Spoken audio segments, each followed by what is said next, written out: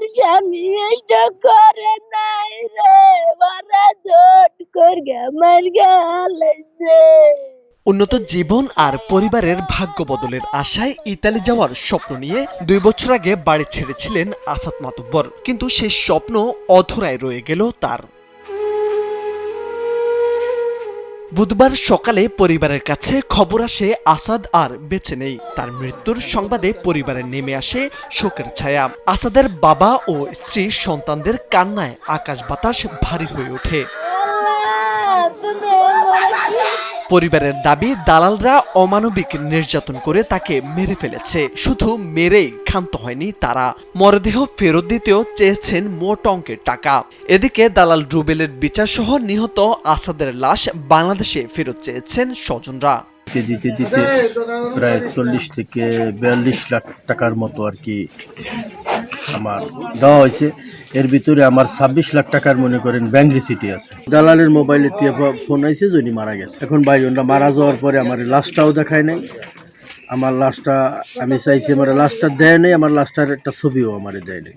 জানা গেছে, মাদারীপুরের ডাসার উপজেলার পশ্চিম কমলাপুর গ্রামের 38 বছর বয়সী আসাদ মাতুব্বর উন্নত জীবন ও পরিবারের সচ্ছলতা ফেরাতে বাড়ি ছেড়েছিলেন। লিবিয়া যাওয়ার পর তার সেই স্বপ্ন পরিণত হয় দুঃস্বপ্নে। বন্দী হন মাফিয়াদের হাতে।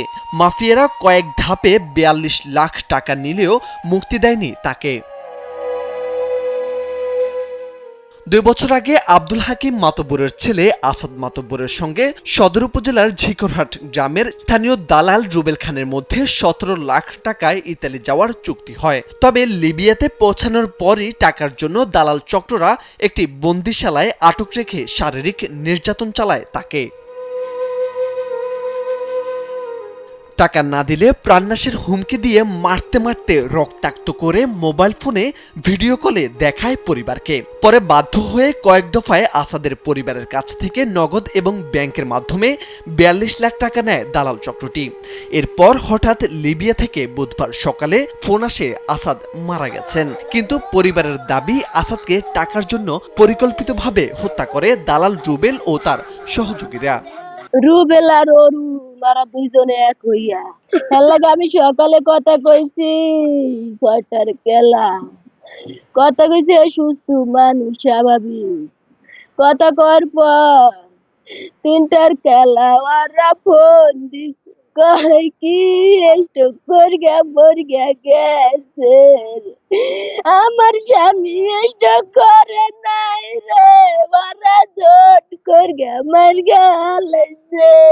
আসাদ মামাকে লিবিয়া নিয়ে বিভিন্নভাবে নির্যাতন করা হয়েছে, বিভিন্নবার টাকা নিয়েছে, বিভিন্ন খাদে খাদে অনেক টাকা নেওয়া হয়েছে। নেওয়ার পরে তাকে অমানসিক নির্যাতন করে তাকে মেরে ফেলা হয়েছে। তো আমাদের একটাই দাবি যে এরকম পিচাস জাতের যে দালালগুলো আছে তাদের দৃষ্টান্তমূলক শাস্তি হোক। তার লাশটা পর্যন্ত দেখতে পাই নাই বা দেখেন না, আমাদেরকে একটা ভিডিও বা ফটো এগুলো দেয় নাই।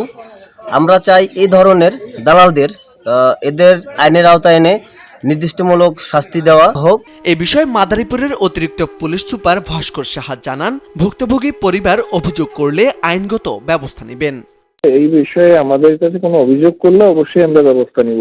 সরজমিনে গিয়ে দেখা যায় বাড়ির সবার চোখে মুখে বিষণ্ণতার ছাপ। বাড়ির আঙিনায় আসাদের মা, স্ত্রী, 2 ছেলে, ভাই, বোন সহ স্বজনরা আহাজারি করছেন। প্রতিবেশীরাও কেউ কেউ তাদের সান্ত্বনা দিচ্ছেন। পুরো বাড়িতেই চলছে শোকের মাতম। মোর্শেদ আলম, কালবেলা।